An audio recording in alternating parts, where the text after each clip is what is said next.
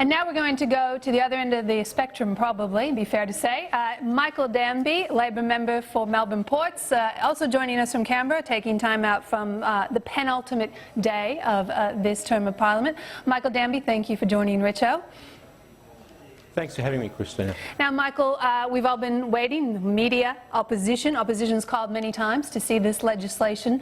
Now that you've had a chance to see it, does anything jump out at you at an area of concern, or do you think that Labor is likely to support it largely in its current form? Well, this area is so complicated, isn't it, Christina? As Dan said, you know this as a former Premier. First of all, you know, are that many people going to be affected by it, or the fact that they're already overseas fighting for foreign fighter organisations, is that already covered? Number two, are there lots of people going to come back? Are we going to have problems with children or dependents? Does this? I think one of the sensible things that we all agree on is that it's not simply fighting for foreign armies that's the issue. It's if you're in a non-state actor organisation like Daesh or Hezbollah, that means that you should really be considered in the same category as a person who fought against Australia in a formed army. So I think it's all Dan says now, after the Prime Minister accusing us of laying out the red carpet the other day, that it was always going to go to the Intelligence Committee, and there's going to be this long winter break where they're going to report and come back with all of these recommendations. Let me tell you, Christina, this will be a lot better when it's been through this process, and coming out the other end with both the alternative government, that is the Labor Party's hands on it, as well as the current government.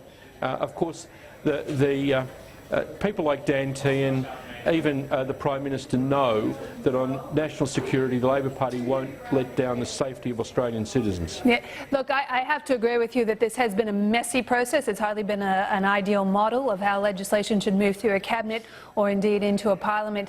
And you're right, we're going to have a fair amount of debate on this. I just want to pick you up something you said there a moment ago where you mentioned Hezbollah, because earlier this week you wrote an opinion piece for The Australian where you really criticised Julie Bishop and the Australian government for the potential to sign an MOU with Iran, potentially putting Australia a little too close for comfort, if I can paraphrase your words, to Hezbollah, which of course still is a prescribed terrorist organisation by the Australian government.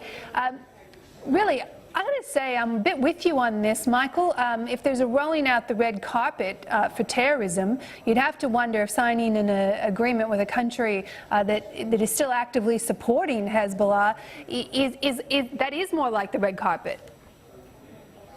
Well, Julie Bishop seems to have forgotten, I'm sure Dan Tehan remembers, that there's an Australian dual national in Lebanon at the moment on the run from Interpol who killed 6 tourists in a bus in southern Bulgaria. So, like, we're really going to open consulates of the Iranians in Melbourne and Sydney, while a guy who effectively works for them, who's a dual Australian citizen, is on the run somewhere in Lebanon. Come on, you know, pull the other one. I think, look, there's big news with the Iranians overnight. The Supreme Leaders just pulled a pin on the verification process in a very strong and in fact wild statement, if you ask me. I don't know what President Obama's going to do, but we in Australia have to stay consistent. All terrorists, all dual citizens who this might apply to, not just ones from organisations that happen to suit and the convenience of the government, have to be treated so that the safety of the Australian people is protected at all times.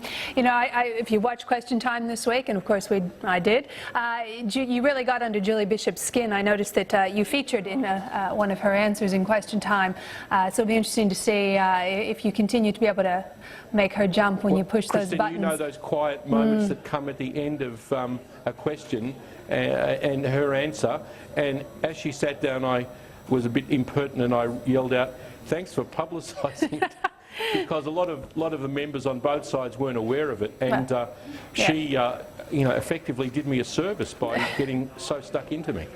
Okay, I want to ask about one other thing. You mentioned consistency. Bill Shorten gave a very strong speech in the Parliament today on amendments to the Migration Act, amendments sought urgently by the government in order to ensure that we could continue with offshore detention. I'm going to set aside my views on offshore detention. Your views, though, on his speech, because he had some pretty strong messages for the government. You know, I was the chairman of the Immigration Committee that sort of sought more liberal treatment of asylum seekers. And the day those people were killed on Christmas Island, I got up in the Parliament and I said, I was wrong. We have to stop people drowning at sea.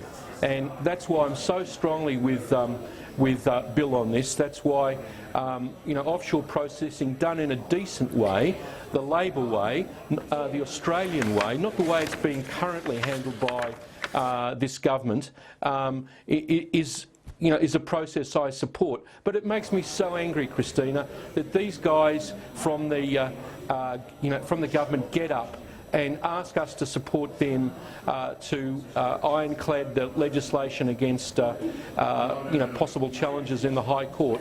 But when we asked them to do the same thing, they torpedoed the Malaysian government, and Prime Minister Abbott said in a letter, you created the problem, you do something about it. And of course the Parliament was so tight in those days we couldn't. And Sarah Hanson-Young came into the Parliament, I've got a picture of her here, and sat with Julie Bishop and torpedoed the Malaysian agreement. And both the Greens and the Liberals have blood on their hands, in my view, because they had 689 people drown between the Malaysian agreement and the time the Liberals got into government. Yeah, look, I have to say I was a bit moved watching Bill Shorten tonight making that very strong point that when there was a solution, and I do support a regional solution and offshore processing. I'm quite opposed, though, to, as you are, to what we are currently doing on Nauru.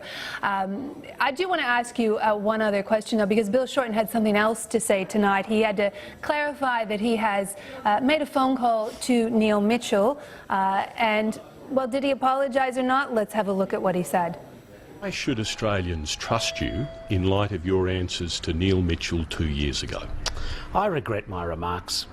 You, Tim, know as well as many other people that was a very tough time for Labor, but certainly in hindsight, I regret my remarks, and I've said that to Neil directly.